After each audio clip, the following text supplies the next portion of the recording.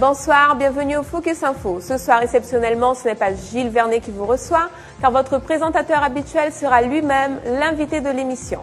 Il nous parlera des municipales sur la chaîne. Bonsoir Gilles. Bonsoir. Alors, nouveau directeur d'antenne d'ATG, vous l'avez déjà annoncé, ATG sera présente sur la municipale. De quelle manière? Effectivement, on sera présent, on l'a dit, et ça c'était important, parce que les municipales, c'est un rendez-vous important pour n'importe quelle chaîne de télévision qui fait de l'info. ATG fait de l'info. Et là, ça sera un moment important également pour les téléspectateurs qui pourront avoir le choix du débat. On va proposer donc à nos téléspectateurs 2 débats par semaine. Ça sera donc le mardi et le jeudi. Je peux déjà vous l'annoncer. Ça sera en prime à 20h. Et ça sera l'occasion pour tous les téléspectateurs de prendre le temps de choisir ses candidats. Et c'est vrai que souvent, lorsqu'on est face à un journaliste, face à un présentateur, ce n'est pas le même exercice que quand on est face à ses futurs électeurs, lorsqu'on est dans un meeting également. Là, les candidats pourront se confronter entre eux. Et en général, on voit à travers des débats une vérité sortir dans la bouche du futur maire, on va dire, puisque là on parle des municipales. On ne peut pas se défiler dans un débat. Un débat, en général, on peut ressentir déjà s'il y a du mensonge. Et puis il faut parler de son bilan également pour ceux qui sont en place. Et les autres seront là pour défaire ce bilan. C'est un grand classique dans les débats des municipales. Mais ça sera en tout cas l'occasion pour le téléspectateur, tranquillement sur son fauteuil, de choisir son candidat, parce qu'on va entendre bien sûr parler des programmes. Quel sera le dispositif mis en place? Alors, dispositif sur le plateau, ici même, avec tantôt 2 invités, des fois 3, des fois 4, selon les communes. On sait déjà plus ou moins les communes où ça va être complexe, où le combat sera rude. Il y a des communes où le maire sera simplement face à un seul adversaire. On va proposer des communes à enjeu également. Donc, dispositif, on va dire, classique dans un premier temps, mais avec la petite touche supplémentaire ici même sur ATG. Et puis, ça sera l'occasion aussi pour vous, journalistes, de faire des portraits également de certains candidats. Donc, le JT d'ATG va jouer son rôle pleinement. Et ensuite face au focus, face au premier magistrat, parce que le premier magistrat, ça sera le rendez-vous des débats, mais certains on pourra également voir dans certaines communes le portrait de certains candidats, des candidats inconnus, des candidats qui pour la première fois vont se présenter aussi au municipal. Pour certains, ça sera un enjeu, ça sera un vrai défi. Parce que se présenter au municipal, faire des meetings, c'est une chose également, il y a un public en face. Et puis participer au débat, c'est autre chose. Vous avez cité une certaine touche d'ATG, donc quelle sera cette touche? Il y aura quelque chose que personne d'autre n'a fait en Guyane? Et effectivement, bien sûr un débat, c'est un classique sur toutes les chaînes du monde entier. Et cette fois sur ATG, on va proposer donc aux candidats de parler directement à leurs électeurs. Mais ça sera sur le plateau même du premier magistrat. Nous allons mettre en face des candidats des jeunes qui s'intéressent à la politique, des jeunes de la vie de tous les jours également, les gens du peuple, des gens qui font sciences politiques également. Donc voilà, des gens qui vont poser directement des questions aux candidats. Ça sera l'occasion pour la première fois pour le candidat de s'adresser directement aux futurs électeurs, notamment ce jeune qui sera sur le plateau, en dehors même d'un grand spécialiste qui sera là pour donner des analyses, notamment sur le débat, et aussi poser des questions aux candidats. Je ne serai pas seul sur le plateau, donc voilà un petit peu en gros le dispositif qu'on va mettre en place. Est-ce qu'on peut dire qu'il y aura vraiment une cible particulière alors? Oui, la cible, c'est vraiment la famille, notamment. Et c'est pour ça qu'on a ce spécialiste, la personne qui s'intéresse à la politique, aura toute sa part dans le débat, puisqu'il y aura des spécialistes en politique sur le plateau pour poser certaines questions à nos candidats. Et puis ce jeune, qui ne sera pas forcément plus naïf que ça, ce jeune va donner toute sa part au débat, parce que le regard d'un jeune, ce n'est pas le regard de quelqu'un qui est déjà rodé en politique. ou des gens qui sont peut-être devenus fatalistes en disant moi je vote plus, c'est bon, je connais le discours. Le jeune, il est dynamique.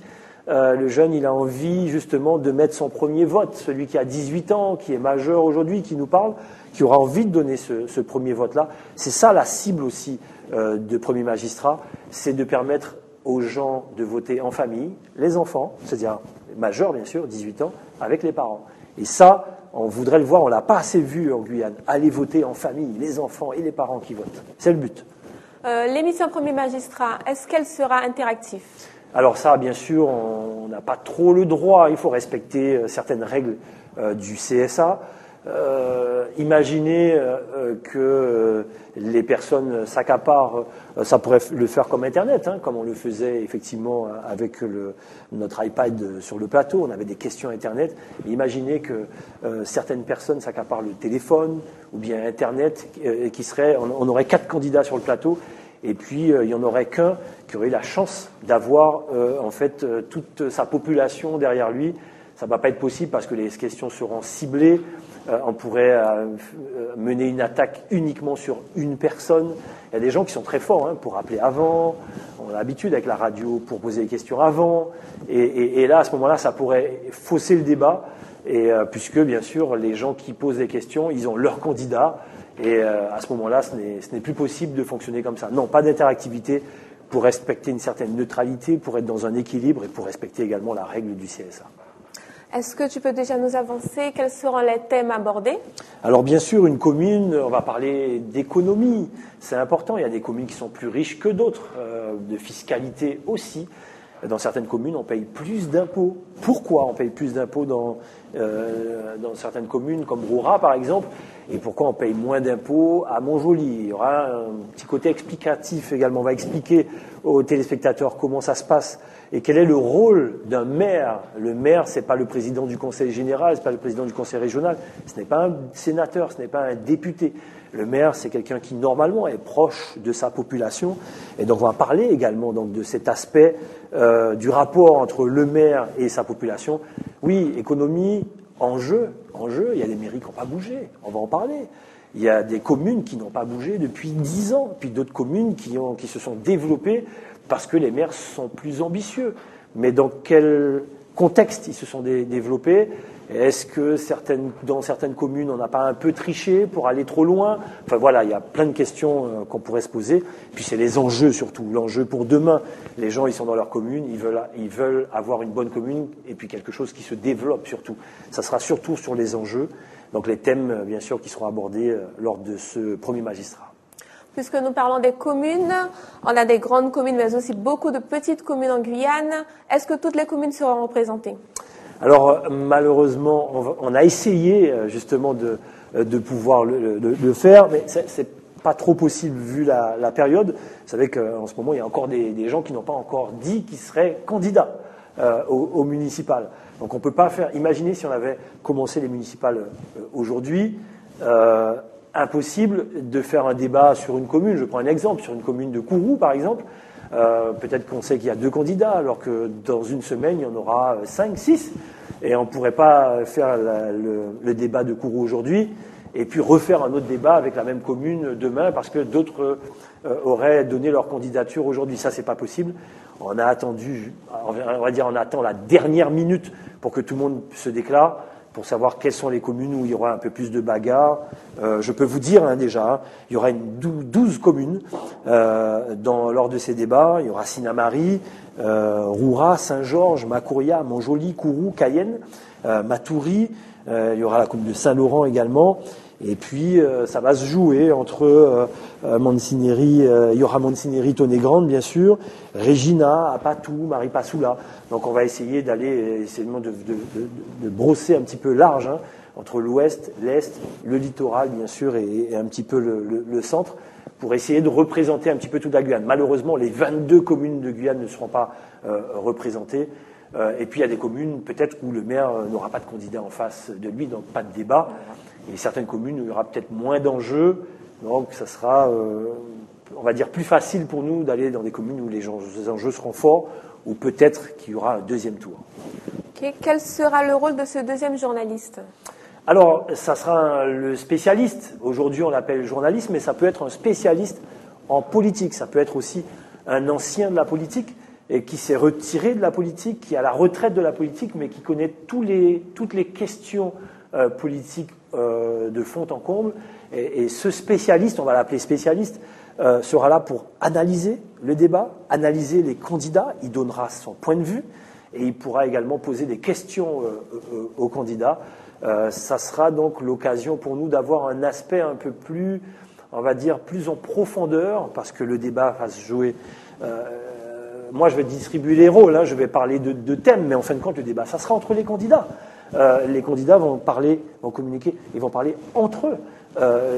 Les candidats vont sûrement attaquer le bilan du maire. Le maire va pouvoir répondre à ces candidats-là, et ça sera à moi, bien sûr, puisqu'il va falloir respecter le temps, de pouvoir jouer les arbitres pour que le débat se passe dans un certain équilibre et que tout le monde ait le même temps de parole. Donc le rôle de cette deuxième personne, ça sera presque un historien en politique qui va donner sa touche, on va dire, professionnelle, dans le sens large du thème, parce que ça sera le connaisseur de la politique. Bon, des débats politiques, vous en faites tous les soirs sur le Focus. Maintenant, on parle des élections. Vous êtes prêts pour relever ce défi? Oui, c'est un challenge différent. Vous avez raison de poser cette question-là. Lorsqu'on reçoit tout le monde dans un Focus, c'est souvent pour une thématique précise. Il y a un problème, il y a un problème avec la CIGI, on les a reçus, voilà, on veut en savoir plus. Un problème avec le carburant, on les reçoit, on veut en savoir plus. Donc là, bien sûr, tout est lié, tout est politique. Et puis, à l'approche des municipales, à l'approche également de la collectivité unique, on sent bien certaines attaques. Alors, voilà, on sent bien que certains vont chercher des problèmes pour attaquer déjà les gens qui sont en place. Tout ça, ce sont des débats sur des faits. Maintenant, les municipales, effectivement, c'est autre chose. C'est un exercice différent. On fait en sorte de faire vivre le débat. C'est pas pareil. Là, on pose des questions, on va dire, précises, comme je disais, sur les enjeux, sur la fiscalité, comment la commune doit se développer, etc. Maintenant, c'est des débats. Il ne faut pas que ça déborde de trop. Il y a un timing à respecter. Et puis, dans les débats, il y a des gens qui sont de bons orateurs, d'autres moins. Ça veut dire aussi que celui qui a moins parlé doit rattraper aussi son temps de parole. Donc, ça sera un petit peu mon rôle, donc le rôle complètement différent d'un focus ou un focus. Il y a un fait d'actualité, on en parle, les téléspectateurs doivent en savoir un petit peu plus. L'exercice est différent et très intéressant, très excitant même, je peux dire. D'après vous, une élection, ça se joue sur quoi? Des fois, ça se joue à un détail. Je le dis, aujourd'hui, 2014, ça peut se jouer sur des détails parce que on n'est plus dans une certaine époque, les années 70, 80. Les années 70, on votait, la famille votait pour le même candidat, peu importe. Les choses évoluent, dans les propres familles, les gens se déchirent, il y en a qui votent à gauche, d'autres qui votent à droite, maintenant il y a un centre, etc. Voilà. Aujourd'hui, les choses évoluent encore plus si les jeunes vont voter en masse. Les jeunes, eux, ils vont écouter le programme. Ils ne connaissent pas les hommes politiques, ils ne sont pas nés dedans, ils n'occupent pas forcément les parents, ils sont indépendants, ils ont leur façon de penser. C'est pour ça qu'on veut qu'ils participent au débat également d'une manière active en les mettant sur le plateau. Ils feront leur choix sur le programme de différents candidats. C'est là où toutes les choses évoluent, où tout change justement. C'est-à-dire que là, ils feront leur choix sur des détails, comme on a vu au présidentiel. Détails, ça peut être quelqu'un qui sait parler, mais les jeunes ne sont pas dupes. On parle, mais après, ils regardent le bilan. Qu'est-ce qu'il a fait? Il parle bien, mais en fin de compte, en vérité, il n'a rien fait. Ça peut jouer sur, effectivement, la prestance d'un candidat. Ça peut jouer également sur la connaissance politique d'un autre, qui serait moins bons orateurs, mais tout ce qu'il dit est beaucoup plus concret. Et ça, les jeunes, c'est vrai que je avec sur les jeunes, parce que les anciens, souvent, déjà, leurs candidats. Et puis, il y a beaucoup d'indécis, de plus en plus, beaucoup d'indécis. Toutes ces personnes qui ne vont pas voter parce que ras-le-bol de la politique, ces gens-là, ça va se jouer également sur un détail. Les candidats ont intérêt à être bons parce que la politique a changé. En 5 ans, les choses ont vraiment évolué. Puisqu'on parle de la jeunesse, on voit que les jeunes ils sont de moins en moins impliqués dans la politique. Pourquoi les jeunes ne votent plus? Justement parce que trop dans les faits d'actualité, on le voit souvent d'ailleurs, lorsqu'on regarde ne serait-ce Alors, dans l'Hexagone, par exemple, lorsqu'on parle d'un élu, d'un ministre qui aurait piqué dans la caisse, de corruption et des choses comme ça, les jeunes, souvent, ils ont le même discours qui ressort. Bon, ils sont tous pourris, ils sont tous dans la même boîte. En fin de compte, ils savent se retrouver entre eux, ils font leur petite magouille, etc. Je les entends, les jeunes, quand ils parlent. Et c'est souvent le discours qui revient. Donc, quand il s'agit d'aller voter, il faut aller les chercher pour les emmener dans les bureaux de vote. Ils disent, moi, ça ne m'intéresse pas. Ça ne m'intéresse pas de voter parce qu'ils ont la même image sur pratiquement tous les candidats. Et ce n'est pas le cas. Il y a des gens qui ont un vrai discours politique. Il va falloir déceler tout ça. Ça sera justement à nous, dans Premier Magistrat, de faire ressortir tout ce qu'il y a de bon également chez un candidat, le futur maire, pour que ces jeunes-là, justement, puissent croire en la politique et aller voter. C'est important de voter. Dans certains pays, certaines personnes n'ont pas le droit de voter. On a la chance d'être dans un pays où il y a une démocratie, et puis on le dit toujours, si vous voulez que quelque chose change, il faut mettre le bulletin dans l'urne. Voilà, c'est aussi le but de Premier Magistrat. Gilles Vernet, un dernier mot ? Oui, on peut regarder notamment cette bonne annonce qui va justement donner le ton du Premier Magistrat. Lorsque vous verrez cette bonne annonce, eh bien, ça sera le début de nos débats politiques et ça va démarrer dès le mardi 4 avec, on peut le dire déjà, la commune de Sinnamary.